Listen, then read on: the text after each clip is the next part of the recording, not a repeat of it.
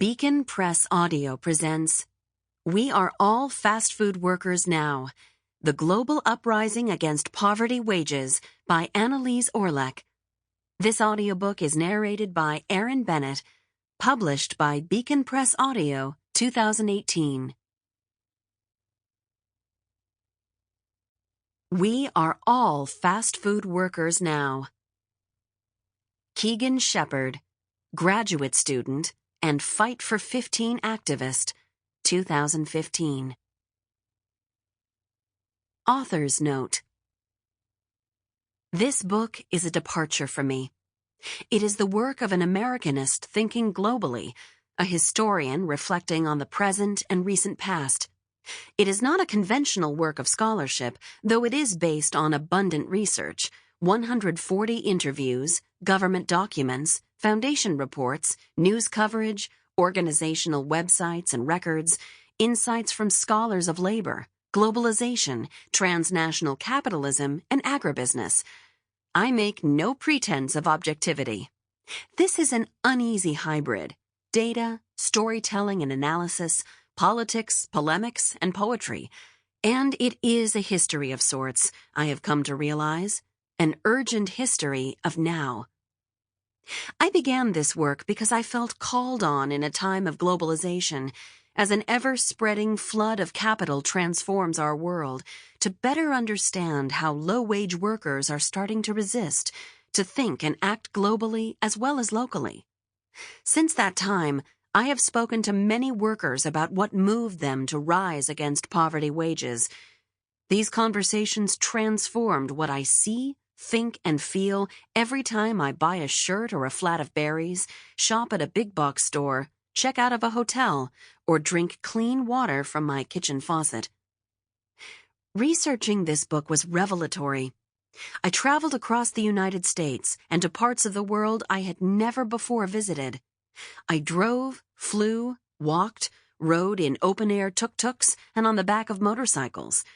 With photographer Elizabeth Cook, I conducted interviews in windowless worker dormitories, union offices, and on the streets, at protest marches, in city council hearing rooms, in brightly lit restaurants and shaded back rooms, in elegantly shabby colonial hotels, at factory gates, by phone and via Skype. I interviewed in English, my native tongue, and with interpreters in Spanish, Khmer, Tagalog, Visayan languages, Bangla, Mixtec, and Zapotec.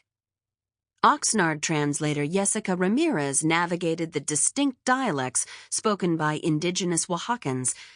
In Manila, Joanna Bernice Coronacion deftly switched back and forth between Tagalog and English, and Jamaya Montenegro translated from the Visayan languages spoken in the southern Philippines. And then there was Vathnak Seri Sim, who works for Solidarity Center in Phnom Penh. Vathnak translated from the Khmer language, but also revealed Phnom Penh as an incredible text, beautiful, ugly, inspiring, devastating, punctuated by traffic circles and imposing government buildings, colorful Buddhist temple complexes, and labyrinthine alleyways. He seemed to know every trade unionist in the country, along with the nuances of their politics, battles, and backstories. As a child survivor of the Khmer Rouge death camps, Vathnak also bridged the profound chasm that divides Cambodians who lived through the genocide from the young millions who were born afterward. Again and again, Vathnak tried to explain, as best he could, much that is impossible to understand. I learned also from those who did a different kind of translation, opening to me worker cultures of resistance and struggle.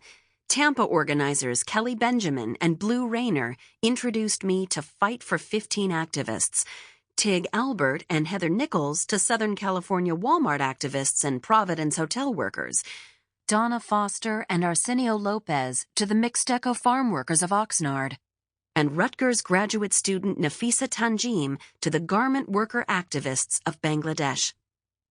It was an enduring gift to spend time with Kalpana Akhtar, as she passionately, patiently, humorously, and angrily reflected on the long and ongoing struggle of the women and men who make clothing for the world.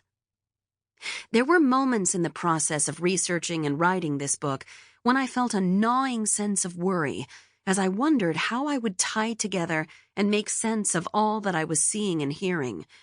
I paused for a deep breath, but for the most part, I didn't panic, because deep inside me, I felt certain that the people I was meeting, the kaleidoscopic fragments of stories and experiences they shared, were part of one larger story.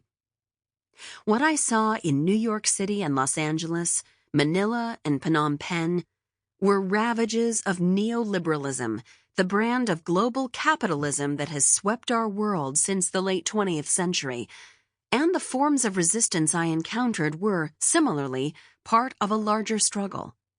Though rooted in and motivated by local politics and history, the activists I spoke with were all engaged in fighting the same things: poverty wages, the disappearance of public services, education, healthcare, water, the transformation of workers into independent contractors, and with that, a loss of seniority, benefits, pensions, disrespect, sexual harassment and violence, mass evictions, and disregard of people's land rights. What follows are some stories of their resistance, their struggles, their losses, their victories, their visions for the future. When I began this book, Donald Trump had not yet been elected President of the United States. As the book goes to press, the U.S. and many parts of the world are just coming out of a period of shock and mourning that followed the election. Listening to the activists whose words animate this book has been healing for me, inspiring. U.S. activists, especially African American and Latinx workers, reminded me that their battles had begun long before Trump, and that they planned to keep on struggling as they had for centuries. Outside the U.S., activists facing crackdowns by the murderous Duterte regime in the Philippines, as well as the brutal regimes of Sheikh Hasina in Bangladesh and Hun Sen in Cambodia, put our inward-looking American grief in perspective. The world is both bigger and smaller than I ever knew before I began work on this book. And though the forces arrayed against low-wage workers are powerful and often violent, the spirit, creativity, courage, and stamina of this global uprising are seemingly endless. With all that I have learned as I researched this book, I am left with feelings of hope and possibility. I hope you will be too. This book is arranged in 4 parts. The first is a broad view, a sweep, an attempt to frame how our world has changed and to sketch the roots and spreading branches of global rebellion. The second traces the rising of the global precariat. The third examines garment organizing in the age of fast fashion. And in the 4th section, I trace local and global activism by farmers and farm workers. I try to cast some sparks of light by sketching small successes that can be seen as models. Finally, I reflect on some quite ambitious visions for a more humane future in which a system based on poverty wages gives way to a living wage and dignified work for everyone. Part 1. Poverty Wages. We're Not Lovin' It. Roots and Branches of a Global Uprising. Prologue. Brands of Wage Slavery. Marks of Labor Solidarity. In Southern California, a 58-year-old Oaxacan immigrant shows her knees, scarred and swollen from years of picking strawberries. In Vermont, a 24-year-old dairy worker from Chiapas rolls his pants up, revealing knees bruised and painful from long nights of milking and mucking out stalls. Thai berry workers in Scandinavia and women grape pickers in South Africa rub the ache from their limbs every night. In Boston and London, Manila and the Maldives, hotel housekeepers struggle to stand after scrubbing 20 bathrooms on their knees. Their scarred limbs are a bane and a bond. In Bangladesh, Cambodia, Myanmar, India, Vietnam, and Ethiopia. Sample complete. Ready to continue?